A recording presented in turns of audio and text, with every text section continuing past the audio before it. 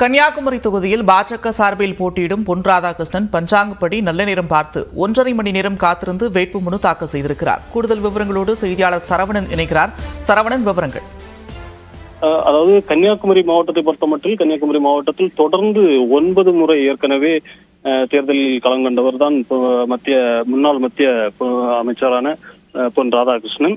இவர் தற்போது 10வது முறையாக கன்னியாகுமரி பாராளுமன்ற தேர்தலில் வேட்பாளராக அறிவிக்கப்பட்டு இன்று அவர் அந்த வேட்புமனு தாக்கல் என்பதை கன்னியாகுமரி மாவட்ட ஆட்சியர் அலுவலகத்தில் மாவட்ட தேர்தல் அலுவலரிடம் இன்று மனு தாக்கல் செய்திருக்கிறார். அதாவது சரியாக 12 மணிக்கு மேல் இவர் வேட்புமனு தாக்கலை செய்திருக்கிறார். ஆனால் அதே நேரத்தில் காலையில் 10:30 மணிக்குள் இவர் மாவட்ட ஆட்சியர் வந்த நிலையில் சுமார் 1.5 மணி நேரம் காத்திருந்து பஞ்சாங்கப்படி நல்ல நேரம் பார்த்து அந்த நேரத்திற்கு தகுந்தார்கள் 12 மணிக்கு மேல் தற்போது வேட்புமனு தாக்கல் என்பது செய்யப்பட்டிருக்கிறது.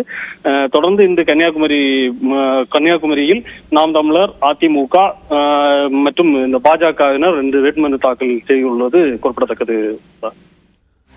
நன்றி சரவணன், விரிவான விவரங்களுக்கு.